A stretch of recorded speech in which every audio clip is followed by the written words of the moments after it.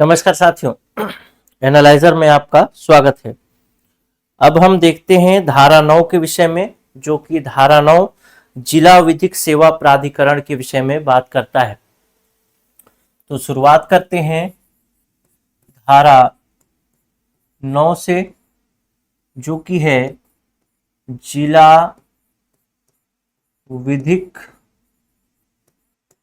सेवा प्राधिकरण।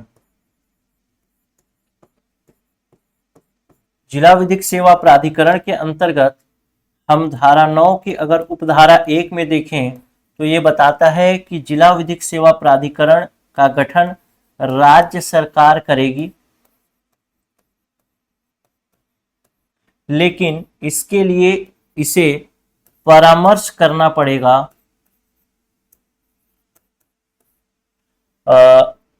High court के मुख्य न्यायाधीश से।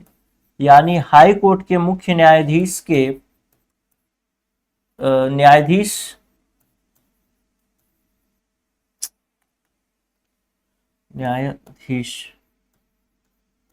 से परामर्श के बाद राज्य सरकार एक जिला प्राधिकरण का गठन करेगी, जिसको जिला विधिक सेवा प्राधिकरण कहा जाएगा।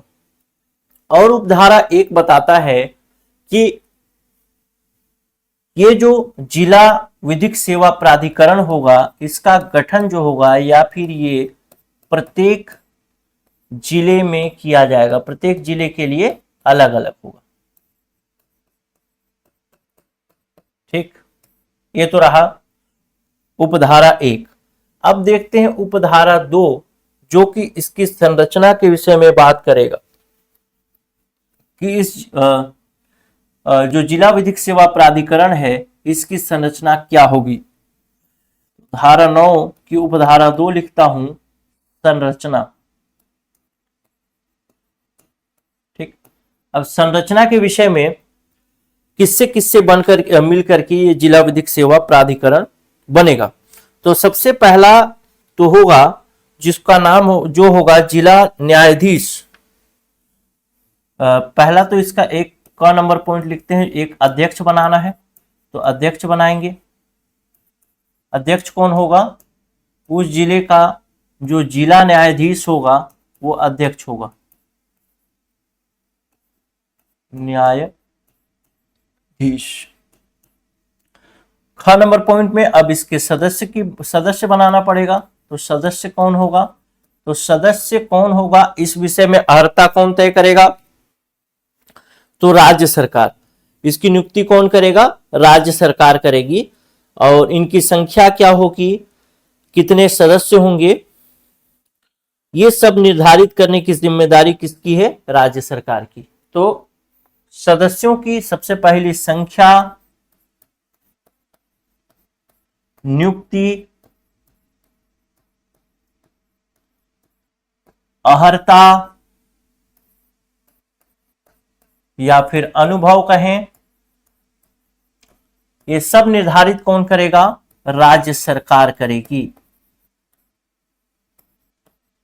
लेकिन ये सब काम राज्य सरकार हाई कोर्ट के मुख्य न्यायाधीश की सलाह पर करेगी।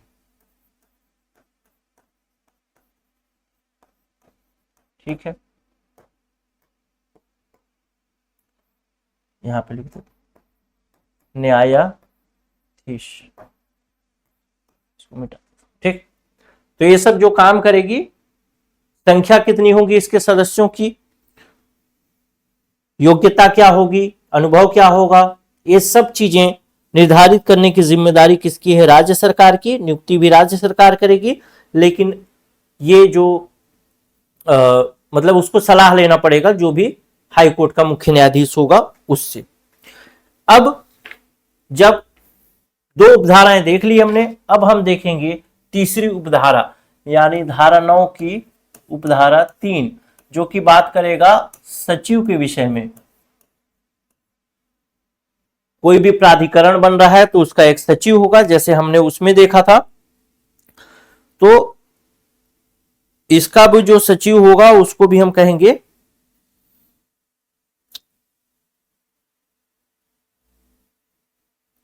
इसको सदस्य सचिव नहीं कहा जाएगा, ये होगा एक मिनट,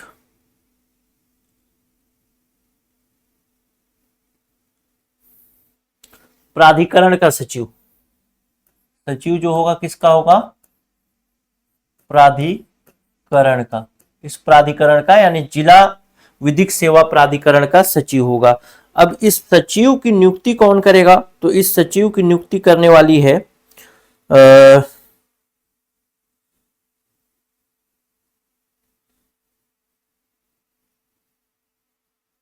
राज्य प्राधिकरण।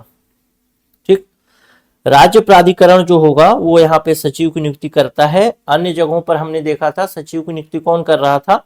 तो सचिव की नियुक्ति कर रहा था जो राज्य सरकार थी वो कर रही थी। लेकिन यहाँ के मामले में जब जिला विधिक सेवा प्राधिकरण की बात कर रही है किया जा रहा है, तो यहाँ पर सचिव की नियुक्ति कौन किया करेगा? तो यहाँ पर सचिव की नियुक्ति करने की जिम्मेदारी है जो वो है राज्य प्राधिकरण की, यानी राज्य विधिक सेवा प्राधिकरण की। तो राज्य प्राधिकरण यहाँ पर सचिव नियुक्त कर देगा। लेकिन सचिव कौन होगा, इसकी योग्यता क्या होगी, इस विषय में भी इसी धारा में बताया गया है कि जो सचिव होगा वह अधीनस्थ न्यायाधीश या सिविल न्यायालय के न्यायाधीश, पहला तो सबऑर्डिनेट जज जो होगा, अधीनस्थ न्यायाधीश या फिर कहें सिविल न्यायाधीश, इसके नीचे की पंक्ति का नहीं होगा, इससे जूनियर नहीं हो सकता।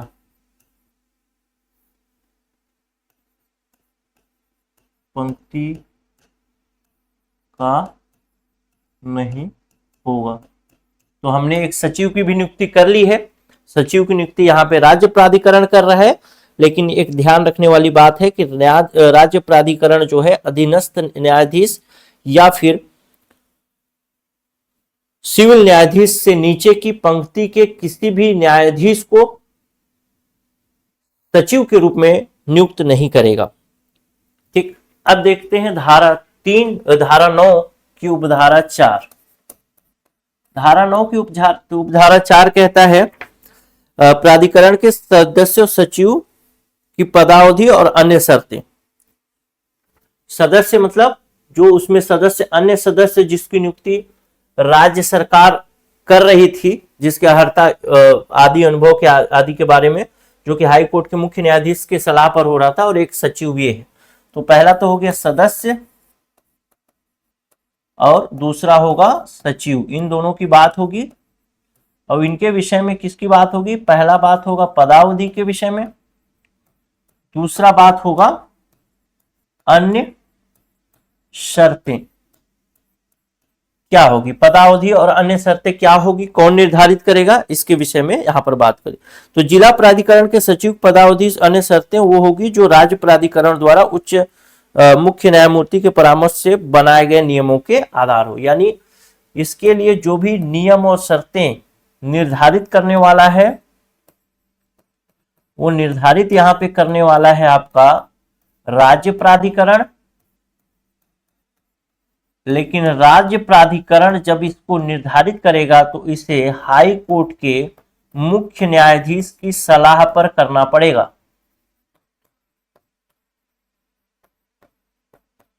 की सलाह, यहां पे राज्य सरकार का रोल खत्म हो चुका है। ठीक, चलिए अब देखते हैं जिला प्राधिकरण अपने कृत्यों का दक्षतापूर्ण पालन के लिए वो कर सकेगी। मतलब अन्य अधिकारी और कर्मचारी की नियुक्ति के विषय में बात किया गया है धारा 9 की उपधारा 5 में। धारा 9 की उपधारा 5 ये कहता है अधिकारी एवं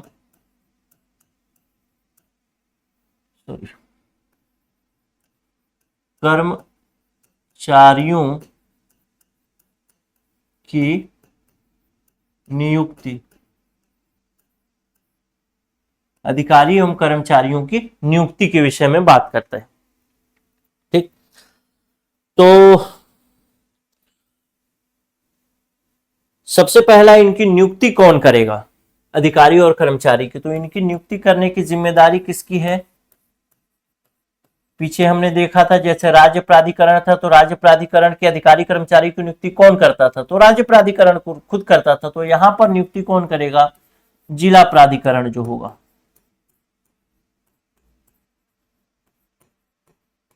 यही नियुक्ति करेगा। ठीक, अधिकारी और कर्मचारी की नियुक्ति कौन करेगा, जिला प्राधिकरण करेगा। लेकिन नियुक्त कर सकेगा। लेकिन जो अधिकारी और कर्मचारी की नियुक्ति होगी, उस अधिकारी और कर्मचारी की नियुक्ति के विषय में जिला प्राधिकरण अपने कृत्यों के दक्षतापूर्ण निर्वहन के लिए उतने अधिकारी और कर्मचारी नियुक्त कर सकेगा जितने राज्य सरकार द्वारा उच्च न्यायालय के परामर्श से भेद किया जाए। ठीक, यानी नियुक्ति जिला प्राधिकरण कर रहा है, लेकिन इसके लिए नियम कौन बना रहा है, भर्ती आदि का नियम कौन बनाएगा। तो भर्ती आदि का नियम बनाने की जिम्मेदारी यहां पर भी किसकी है, तो स्टेट गवर्नमेंट यानी राज्य सरकार की है। लेकिन राज्य सरकार इसके लिए जो भी नियम बनाएगा वो हाई कोर्ट के मुख्य न्यायाधीश की सलाह पर ही बनाएगा।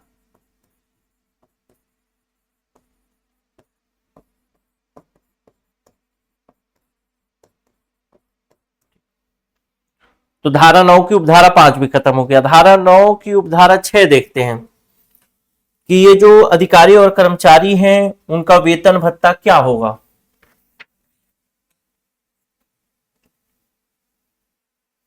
धारा 5 उपधारा 5 के अंतर्गत जो अधिकारी और कर्मचारी की नियुक्ति की गई है, इनके वेतन भत्तों के बारे में बात की गई है उपधारा 6 में।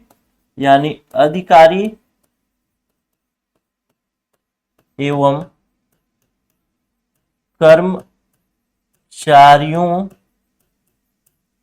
के वेतन भत्ते एवं अन्य शर्तें, सेवा शर्तें लिख देता हूं, सेवा शर्तें। अधिकारी एवं कर्मचारियों के वेतन भत्ते एवं अन्य सेवा शर्तें, इसके विषय में अब बात करते हैं ये क्या है। तो इनके जो वेतन भत्ते या सेवा शर्तें होंगी, इसके विषय में राज्य सरकार नियम बनाएगी, यानी राज्य सरकार निर्धारित करेगी इनका वेतन भत्ता सेवा शर्त, और राज्य सरकार उच्च न्यायालय के मुख्य न्यायाधीश की सलाह पर करेगी। यानी सब निर्धारित करने का काम किसका है, तो ये निर्धारण का काम है, निर्धारण, ये निर्धारण करने का काम है राज्य सरकार का।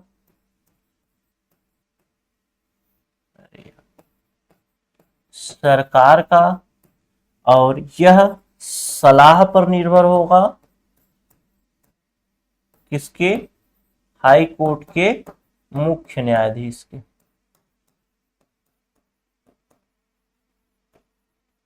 क्लियर है, कोई दिक्कत नहीं है। छोटा छोटा आप लोग भी ऐसे लिखते जाइएगा थोड़ा थोड़ा, फिर कभी भविष्य में रिवीजन वगैरह करना हो तो बस उतना ही में काम हो जाएगा। अब वो सब चीजें मैं नहीं बता रहा हूं भाई, कहानी लंबा चौड़ा, ठीक है। मैं थोड़ा और मतलब वही सब चीजें बताऊंगा कि हाई कोर्ट का मुख्य न्यायाधीश क्यों सलाह देता है, क्योंकि अधिकारी कर्मचारी दक्षतापूर्ण तरीके से काम करें, अच्छे तरीके से काम करें, वो सब चीजें तो मैं बता ही चुका हूं, तो फिर बताने की आवश्यकता है नहीं। जैसे राज्य प्राधिकरण में बताया वैसे ही सेम जिला प्राधिकरण में। अब देखते हैं धारा 9 की उपधारा 7।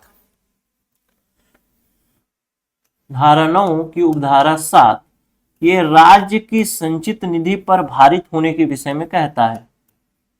राज्य की संचित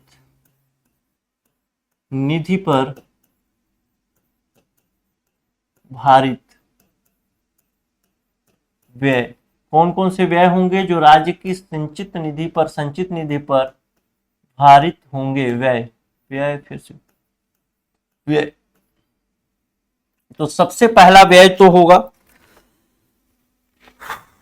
जो कि है प्रशासनिक व्यय, जो कि उसमें भी था, यहां पे भी लिख देता हूं प्रशासनिक व्यय। दूसरा व्यय तो जो था वो है आपका सचिव, अधिकारी, कर्मचारी, सचिव का, अरे यार, सचिव, दूसरा अधिकारी, कर्मचारी, ठीक, जो भी प्रशासनिक व्यय आएगा वो राज्य की संचित निधि पर भारित होंगे। सचिव, अधिकारी, कर्मचारी के जो वेतन होंगे, भत्ते होंगे और यहां तक कि पेंशन भी, ये सब राज्य की संचित निधि पर भारित ही होंगे। अब देखते हैं धारा 9 की उपधारा 8।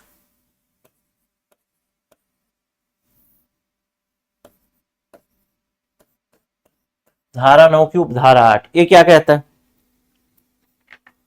ये कहता है जिला प्राधिकरण के सभी आदेश विनिश्चय, अच्छा, आदेश, जो भी जिला प्राधिकरण आदेश देगी या निर्णय देगी, ये प्रमाणित किए जाएंगे, जिसको अगर अधिनियम की भाषा में बोले तो इसको कहा जाता है अधिप्रमाणित।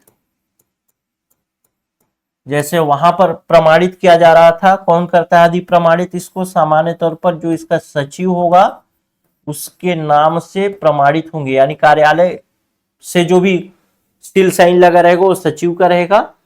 अगर कुछ अन्य विपरीत स्थिति बनती है तो अन्य व्यक्ति को भी यह पावर दिया जा सकता है कि वो इसे प्रमाणित या अधिप्रमाणित करे। अन्य व्यक्ति को पावर कौन देगा? तो जो अध्यक्ष होगा वही इसको पावर देगा, ठीक। अब चलते हैं धारा 9 की उपधारा 9 के विषय में। तो धारा 9 की उपधारा 9 के विषय में दो बातें करता है। पहला तो रिक्ति के विषय में कहता है और गठन में त्रुटि के विषय में कहता है। इसके विषय में भी हमने राज्य आयोग के विषय में पढ़ लिया था। तो एक तो कहता है क्या? रिक्ति,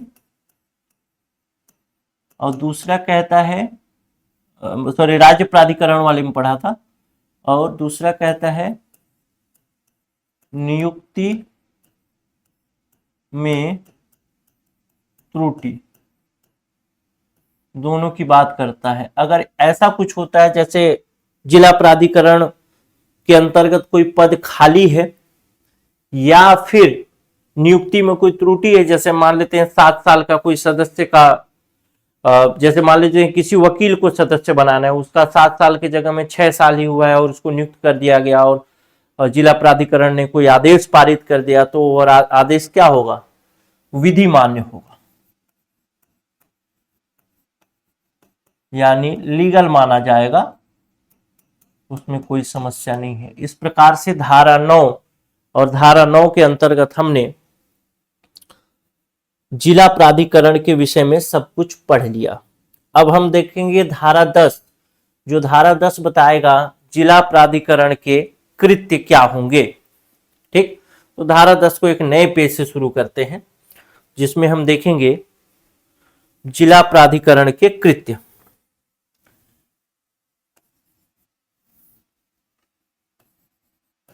धारा 10 जिला विधिक सेवा प्राधिकरण कहूं या जिला प्राधिकरण कहूं, सेम बात है। जिला प्राधिकरण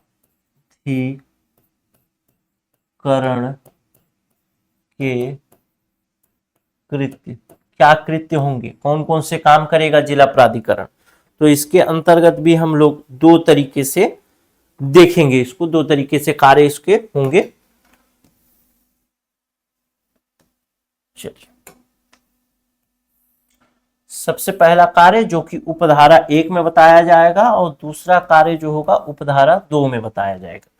पहला उपधारा कहता है कि प्रत्येक जिला प्राधिकरण का कर्तव्य होगा कि वह जिले में राज्य प्राधिकरण के ऐसे कृत्यों का पालन करे जो राज्य प्राधिकरण उसे समय समय पर प्रत्यायोजित करे। कुल मिला के क्या कहेगा कि राज्य प्राधिकरण का जो आदेश होगा, प्राधिकरण जो इसको आदेश देगा निर्देश देगा या कृत्य बताएगा, काम बताएगा, ये काम इसको करना है। ठीक, यानी कुल मिला के ये क्या है, राज्य प्राधिकरण के कंट्रोल में रहेगा जिला प्राधिकरण। और दूसरा जो है इसका जो अन्य काम, मतलब दूसरा काम जो है वो उसके अंतर्गत हम लोग कुछ पॉइंट्स देखते हैं। जैसे का नंबर पॉइंट इसमें देखते हैं, जैसे तालुक विधिक सेवा समिति और जिले के अन्य विधिक सेवाओं के क्रियाकलापों का समन्वय करना। अब जिला प्राधिकरण है तो जिला प्राधिकरण के बाद हम लोग पढ़ेंगे तालुक विधिक सेवा समिति। जैसे राज्य प्राधिकरण के बाद पढ़ा था हमने हाई कोर्ट, जो मतलब उच्च न्यायालय विधिक सेवा समिति पढ़ा था, उसी प्रकार से जिला न्यायालय के बाद हम पढ़ेंगे तालुक विधिक सेवा समिति, यानी वो उसके अंडर आएगा लगभग। ठीक, तो जो भी तालुक विधिक सेवा समिति है या अन्य के अन्य विधिक सेवाएं हैं उनका समन्वय करना। आप उसको लिख लीजिएगा, मैं बस समन्वय शब्द लिख रहा हूं, आपके अधिनियम में लिखा गया है, आपके नोट्स में लिखा गया है, तो उसके लिए बार बार उस चीज को लिखना ठीक नहीं। ठीक, यहाँ पे लंबा समय जाएगा, आप उसको देख लीजिए। ख नंबर पॉइंट कहता है कि जिले के अंदर क्या बनाएगा, लोक अदालत आयोजित करेगा। जैसे राज्य प्राधिकरण क्या करता है, राज्य के अंदर लोक अदालत आयोजित कराता है, वैसे ये भी लोक अदालत आयोजित कराएगा। ग नंबर पॉइंट क्या कहेगा, ग नंबर पॉइंट और है, ऐसे कृत्यों का पालन करेगा जो राज्य प्राधिकरण उसको सौंपे। यानी राज्य प्राधिकरण द्वारा दिया गया अन्य कोई कृत्य। खत्म। अब हम देखेंगे धारा 11 जो कि कहता है जिला प्राधिकरण का अन्य अभिकरणों से के समन्वय के से कार्य करना और केंद्रीय प्राधिकरण आदि द्वारा दिए गए निर्देशों के अधीन होना। मतलब यही बताएगा कि जिला प्राधिकरण जो होगा वो राज्य प्राधिकरण के कंट्रोल में ही होगा। जो राज्य प्राधिकरण काम कर रहा था राज्य स्तर पर, वही ये प्राधिकरण जो जिला प्राधिकरण है वह जिला स्तर पर करेगा। ठीक, तो उसके लिए हम चलते हैं धारा 11। धारा 11 बताता है जिला प्राधिकरण का अन्य अभिकरणों के जिला प्राधिकरण का अन्य अभिकरणों के, जैसे वहां पे राज्य प्राधिकरण एनजीओ को प्रमोट कर रहा था और क्रियान्वयन कर रहा था, उसी प्रकार से जिले के अंदर आने वाले सब चीजों को ये मैनेज करेगा। ठीक, समन्वय से कार्य करना और केंद्रीय प्राधिकरण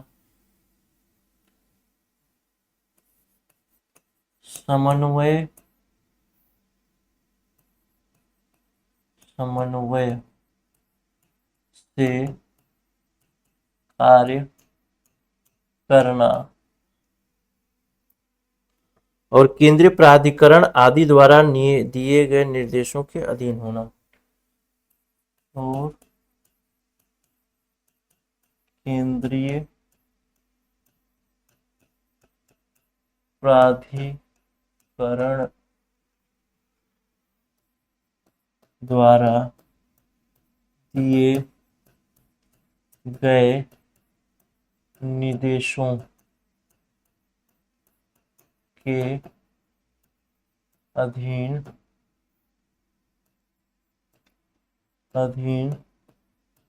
होना। ठीक, चलिए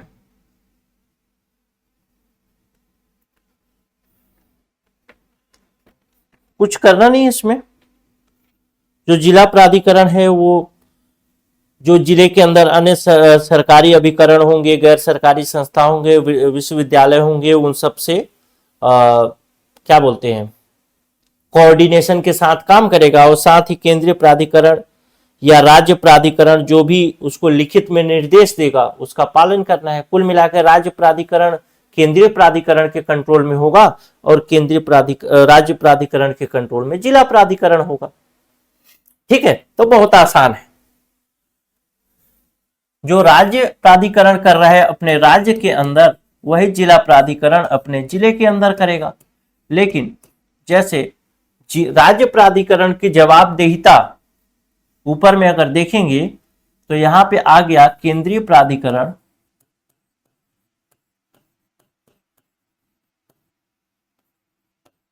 दूसरे नंबर पे आ गया राज्य प्राधिकरण,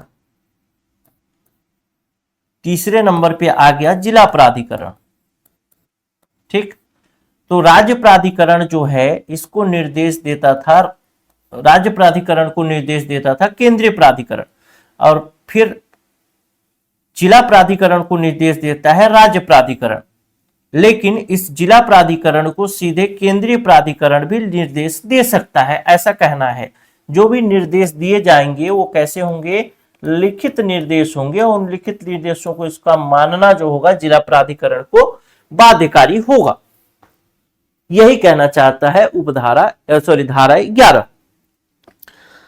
अब हम देखते हैं तालुक विधिक सेवा समिति, जो कि है धारा 11 क और धारा 11 ख। दो चीजें हमको, दो धाराएं और पढ़ेंगे अगर, तो हमारा ये जो अध्याय है राज्य विधिक सेवा प्राधिकरण वाला, ये अध्याय हमारा खत्म हो जाएगा और अगली कक्षा में हम जो करेंगे बात अध्याय 4 से शुरू करेंगे। ठीक है, तो हम लोग ये दो कर ही लेते हैं, बहुत छोटा सा है, बस संरचना है उसका। 27 मिनट हो गया है, रात के 11:15 बज गए हैं। अगर आप घड़ी अगर आपको दिखाऊं, अगर आपको दिखेगा तो आप देख सकेंगे।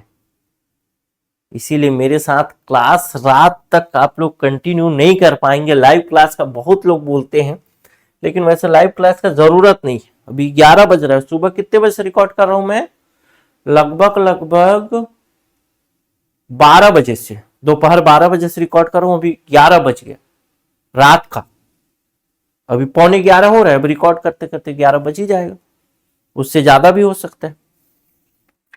ठीक, तो धारा 11 देखते हैं। धारा 11 क, धारा 11 क जो है, धारा 11 क के विषय में देखें तो ये है तालुक विधिक सेवा समिति। तालुक विधिक सेवा समिति। ठीक, तालुक विधिक सेवा समिति क्या है, तो कैसे गठन होगा, इसके अंतर्गत हमको 4 उपधाराएं 5 उपधाराएं पढ़नी है। तो हमको पढ़ना है पहले उपधारा 1, जो कि बताएगा कि इसका गठन कैसे होगा। तो राज्य प्राधिकरण इसका गठन करेगा।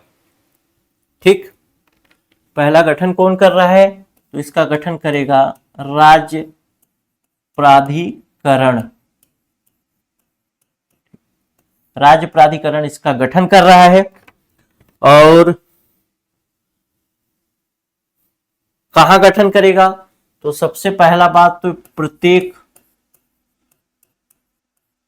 तालुक में इसका गठन किया जा सकता है, तालुक में, या तालुक के समूह में, मतलब 2-3 तालुक को मिला करके भी एक तालुक विधिक सेवा समिति बनाया जा सकता है। ठीक, तो 2 लोग हैं इसका गठन कर सकते हैं। और ये जो इसका नाम के लिए ठीक, इसके लिए एक समिति का गठन करेगा। प्रत्येक तालुक के लिए, तालुक के समूह के लिए एक समिति का गठन किया जाएगा, और यही समिति जो होगा जिसको कहा जाएगा तालुक विधिक सेवा समिति। तो ये तो उपधारा 1 खत्म हो गया। अब देखते हैं उपधारा 2। उपधारा 2 बताएगा इसकी संरचना के विषय में।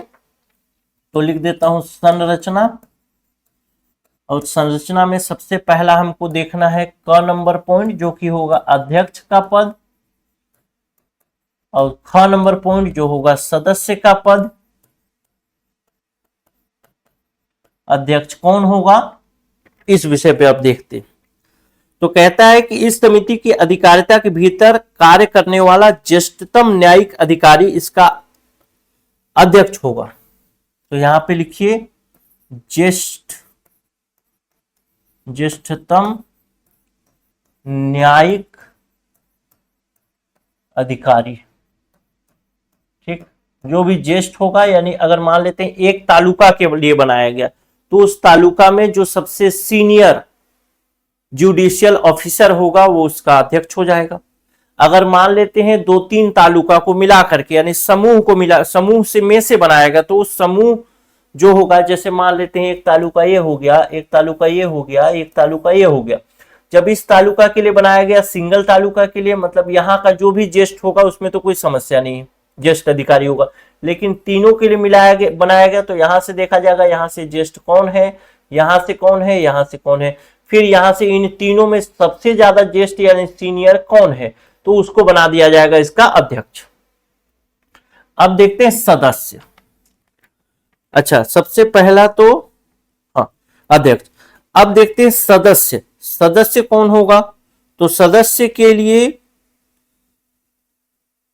कुछ स्पष्ट नहीं कहा गया है। इसमें बताया गया सदस्य की संख्या कितनी होगी, अर्हता कितनी होगी, अर्हता क्या होनी चाहिए, अनुभव, इस सब के विषय में, अनुभव के साथ साथ नियुक्ति, नियुक्ति मतलब नियुक्ति भी, ये सब कौन करेगा? तो ये सब करेगा राज्य सरकार। राज्य सरकार करेगा का मतलब क्या है? संख्या निर्धारित करेगा राज्य सरकार, अर्हता निश्चित करेगा राज्य सरकार, अनुभव भी राज्य सरकार निश्चित करेगा और नियुक्ति भी राज्य सरकार ही करेगी। लेकिन राज्य सरकार ये काम हाई कोर्ट के मुख्य न्यायाधीश की सलाह पर करेगी।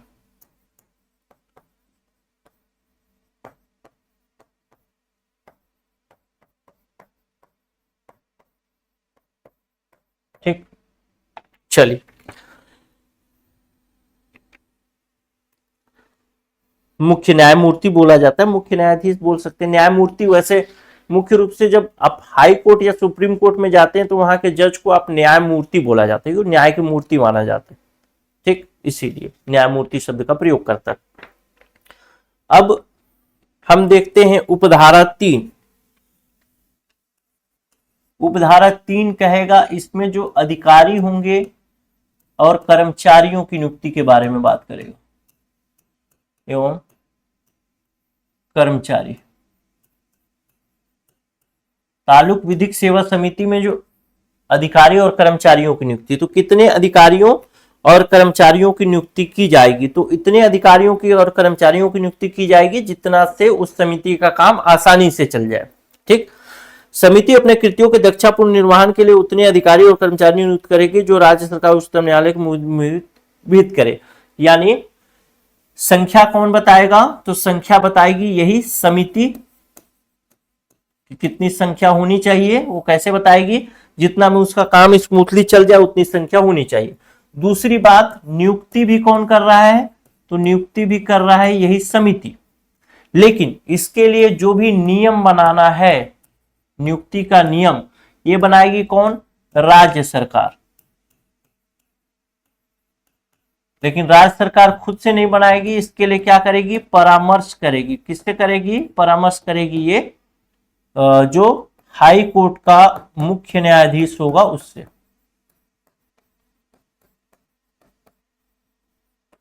यानी मुख्य न्यायमूर्ति से। ठीक, अब देखते हैं धारा 4। 3 था ना? हाँ, धारा 4, सॉरी उपधारा 4, समिति अधिकारी कर्मचारियों को वेतन भत्ते आदि के विषय में।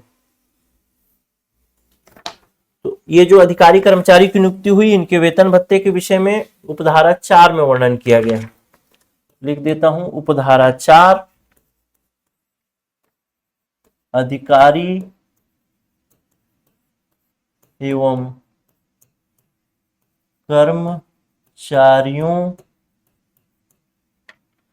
के वेतन भत्ते, सेवा शर्तें। अधिकारी और कर्मचारियों के वेतन भत्ते और सेवा शर्तें।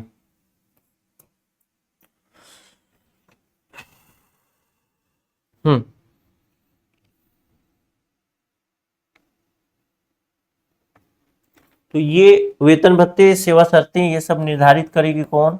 राज्य सरकार। और राज्य सरकार खुद से नहीं करेगी, हाई कोर्ट के मुख्य न्यायमूर्ति की सलाह से करेगी। मुख्य न्यायमूर्ति बोलो, मुख्य न्यायाधीश सेम है, सलाह से। अब देखेंगे धारा मतलब उपधारा 5। उपधारा 5 क्या कहता है? उपधारा 5 कहता है समिति के प्रशासनिक व्यय, हाँ, जो इसका प्रशासनिक व्यय है वो कहां से आएगा, कहां से पैसा मिलेगा प्रशासनिक व्यय के लिए?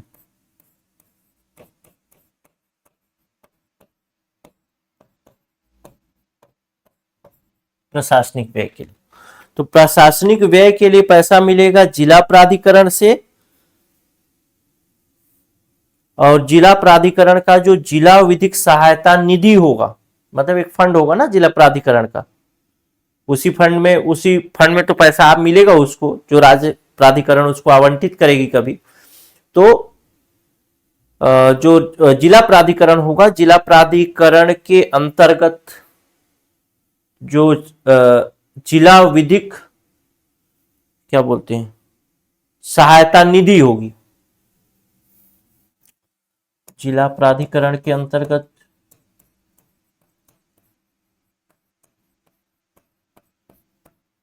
जिला विधिक सहायता निधि होगी। इस निधि से, इसी फंड से इसको पैसा दिया जाएगा जो भी प्रशासन का व्यय होगा। ठीक, अब यहां तक बात खत्म हो गई। अब देखते हैं धारा 11 ख। धारा 11 ख, धारा 11 ख क्या कहता है? तो ये इसके जो क्या कार्य क्या होंगे, क्या कर्तव्य होंगे? तो तालुक विधिक सेवा समिति के कर्तव्य। अच्छा, एक चीज और आपको मैं ध्यान बताना भूल गया, जिसको कि मैं आपको बताना चाह रहा था कि ये जो खंड क है, इसका संशोधन मतलब धारा 11 क, पहले तो धारा 11 ही था, तो उसके अंतर्गत एक क जोड़ा गया, ये भी 1994 में जोड़ा गया है। ठीक है, और इसका जो ये ख नंबर पॉइंट है ये भी जोड़ा गया है 1994 में। ठीक, तो इसको ध्यान रखना। तो तालुक विधिक सेवा समिति के कर्तव्य क्या होंगे?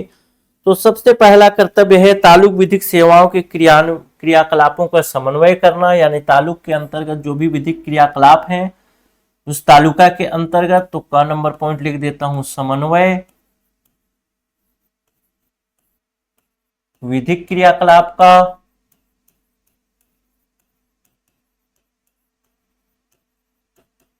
दूसरा नंबर पॉइंट लिख देता हूं ख नंबर पॉइंट, जो कि कहता है लोक अदालत का आयोजन करना। लोक अदालत, ध्यान रखिएगा कि यहां पे जो लोक अदालत का आयोजन होगा वो तालुका के भीतर होगा ना, जैसे जिला के भीतर जिला प्राधिकरण कराता है तो तालुका के भीतर ही ये कराएगा। इसका कार्य क्षेत्र कितना होगा? तालुका के अंदर होगा। राज्य विधिक सेवा प्राधिकरण का कार्य क्षेत्र कितना होगा? पूरा राज्य के अंदर। जिला का जिला के अंदर, राष्ट्रीय का राष्ट्रीय के अंदर। लेकिन राष्ट्रीय इस प्रकार से कोई लोक अदालत वगैरह तो कराती नहीं है, वो तो उसके लिए बस गाइडेंस करती है। ठीक, अन्य कोई कार्य भी कर सकता है। अन्य कार्य इसको कौन देगा? तो जिला प्राधिकरण। तो जिला प्राधिकरण द्वारा दिया गया कोई अन्य कार्य जो दिया जाता है उसको भी ये करेगा। यानी हम अगर बात करूं, मैं अगर, अब ये तो कंप्लीट हो गया, इतना ही काम है। अब हम लोग अगले वीडियो में जो बात करेंगे वो हम बात करेंगे धारा अध्याय 4 से। लेकिन अगर इसको समराइज करूं, अभी तक पूरा संरचना हमने देखा, उस पूरे संरचना को अगर समराइज करने की कोशिश करूं तो सबसे पहले आता है राष्ट्रीय विधिक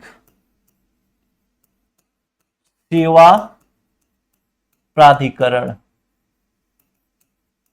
ठीक, इसके नीचे आता है राज्य विधिक सेवा प्राधिकरण, इसके नीचे आता है जिला विधिक सेवा प्राधिकरण, इसके नीचे आता है तालुक विधिक सेवा समिति। ठीक, अब देखिए, राष्ट्रीय विधिक सेवा प्राधिकरण कोई काम विशेष नहीं करता, नीति निर्धारण, समन्वय, नियंत्रण, ये सब का काम करता है। सारा काम करने की जिम्मेदारी किसकी है? राज्य विधिक सेवा प्राधिकरण का। यानी ये इसको देता है डायरेक्शन, काम करना किसको है? राज्य को। राज्य अपने काम को चाहे तो जिला को भी दे सकती है, और राष्ट्रीय विधिक सेवा प्राधिकरण भी अपना काम जिला को दे सकता है डायरेक्ट। तो ये बात यहां तक समझ में आ गई। लेकिन तालुक विधिक सेवा प्राधिकरण जो है वह केवल और केवल जिला के द्वारा दिए गए कामों को ही करेगा।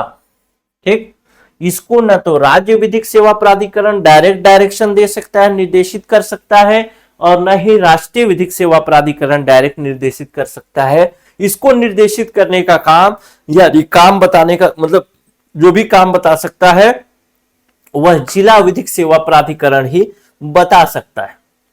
यहां तक हमारी बात हो गई खत्म।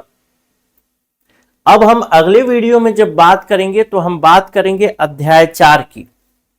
और अध्याय 4 में हम क्या बात करने वाले हैं? तो अध्याय 4 में हमने ये देखा कि यहां पे विधिक सेवा प्राधिकरण या विधिक सेवा समिति जो गठित की जा रही है, ये विधिक सेवा प्राधिकरण क्यों गठित की जा रही है? ताकि लोगों को विधिक सेवा मिल सके। अब किन लोगों को विधिक सेवा मिलेगा, कौन कैसे निर्धारित होगा कि उनको विधिक सेवा मिलना चाहिए नहीं मिलना चाहिए? जैसे मैं अगर आवेदन करता हूं विधिक सेवा के लिए, मान लेते हैं मेरा कोई केस चल रहा है जिसमें मुझे वकील चाहिए और मैं उसके लिए आवेदन करता हूं, तो मेरे आवेदन पर कौन निर्धारण करेगा कि मुझे विधिक सेवा मिलनी चाहिए या नहीं मिलनी चाहिए, या मेरे पास कौन कौन सी योग्यता होगी जो कि बताएगी कि मेरे पास मैं विधिक सेवा, निःशुल्क विधिक सेवा लेने का हकदार हूं या नहीं हूं। तो ये सब हम देखेंगे अध्याय 4 में, जिसमें हम देखेंगे कि क्या मानदंड होने चाहिए मेरे पास। और इसके अंतर्गत 2 धाराएं देखेंगे, धारा 12 और धारा 13। धारा 12 में ये देखेंगे कि कौन कौन से मापदंड मेरे पास होने चाहिए जिससे मैं विधिक सेवा ले सकता हूं निःशुल्क। और धारा 13 में देखेंगे कि वो मापदंड सही है या नहीं है, उसकी जांच कैसे होगी। ठीक, उसके बाद देखेंगे अध्याय 5। अध्याय 5 में हम मुख्य रूप से बात करेंगे वित्त की, लेखा की और परीक्षा की। लेखा परीक्षा की, वित्त मतलब फाइनेंस की, लेखा मतलब अकाउंटिंग, लेखा परीक्षा मतलब ऑडिटिंग की। ठीक, इसमें हम देखेंगे कि केंद्रीय सरकार अनुदान किसको किसको दे सकती है, यानी पैसा किसको देगी। राष्ट्रीय प्राधिकरण यानी केंद्रीय राष्ट्रीय विधिक सेवा प्राधिकरण को दे सकती है, राज्य विधिक सेवा प्राधिकरण को भी दे सकती है, किसको किसको दे सकती है। ठीक, वो सब चीजें देखेंगे। फिर हम देखेंगे राज्य विधिक सेवा सहायता निधि, यानी राज्य विधिक सेवा प्राधिकरण है उसके पास पैसा कहां से आता है। फिर हम देखेंगे जिला विधिक सेवा जो प्राधिकरण है उसके पास पैसा कहां से आता है, और जो पैसा आता है उसकी ऑडिटिंग कौन करता है, उसका अकाउंटिंग कैसे मेंटेन करना रहता है, मतलब उसका खाता बही कौन कैसे लिखा जाएगा, कौन क्या उसका फॉर्मेट होगा, उसका जो ऑडिट होगा वो ऑडिट कैसे होगा। तो हमारा जो आने वाला जो क्लास है, जिस क्लास में हम अध्याय 4 की बात करेंगे, वो अध्याय 4 एक महत्वपूर्ण बिंदु होगा जहां से प्रश्न बहुत ज्यादा पूछे जाने की संभावना है। ठीक, उसके बाद जो अध्याय 5 होगा, उस अध्याय 5 में बहुत ज्यादा चीज नहीं है, लेकिन सरसरी निगाह से आप उसको एक बार देख सकते हैं। बस उसमें हो सकता है कि जोड़ी मिलान आपसे पूछे, या पूछे कि कौन सी चीज कैसे आ रही है, बस। अध्याय 6 जो है वो एक महत्वपूर्ण टॉपिक होगा हमारा, जहां पर हम लोक अदालत की बात करेंगे कि लोक अदालत का आयोजन कैसे होता है, कौन करता है, कौन कौन से मामले में लोक अदालत संज्ञान ले सकता है, लोक अदालत के अंतर्गत जो निर्णय लिए जाएंगे उसको चैलेंज किया जा सकता है सुप्रीम कोर्ट, हाई कोर्ट में या नहीं किया जा सकता। उसके बाद हम देखेंगे कि कोई ऐसा तरीका भी है क्या कि जिसमें मुकदमा से पहले ही सुलह हो जाए, यानी कोर्ट जाने की जरूरत ही ना पड़े। वो सब चीजें हम इसमें धीरे धीरे करके देखने वाले हैं। ठीक है, तो हम अब देखेंगे अगली कक्षा जिसमें हम बात करेंगे अध्याय 4 से, विधिक सेवाओं के लिए हकदारी से। ठीक, एक आउटलाइन आपको बता दिया ताकि आप भी थोड़ा एक्साइटेड रहे, क्योंकि क्लासेस अच्छी होंगी। मैं आज के क्लास को, मुझे पता है कि आज का क्लास जो है, अगर मैं पहले जिस पैटर्न से पढ़ा रहा था उसी पैटर्न से पढ़ाता तो अभी कितने मिनट की क्लास हुई है, लगभग 45-46 मिनट की क्लास हुई है, तो बस 1 घंटा लगता। लेकिन मुझे वही सब चीजें रिपीट करनी पड़ती, इसलिए मैं थोड़ा अभी फास्ट पढ़ा दिया। और रात भी हो चुका है, 11 देखिए बज चुका है, अभी जाऊंगा। वो एक बहुत प्रसिद्ध शायर का शेर है कि मैं जितना काम करता हूं मशीनें भी नहीं करती। बहुत काम करना पड़ता है दोस्त, आज मतलब 11 घंटे कंटिन्यू काम करना। और ये तो आपको लगता होगा इतनी कम रिकॉर्डिंग, लेकिन उसको पूरा तैयार करना ताकि आपको मैं यहाँ पे समझा सकूं, बता सकूं, बहुत समय लगता है, मेहनत लगता है। और ये मेहनत आपके सिलेक्शन में मुझे दिखना चाहिए, बस यही उम्मीद करता हूं। नमस्कार।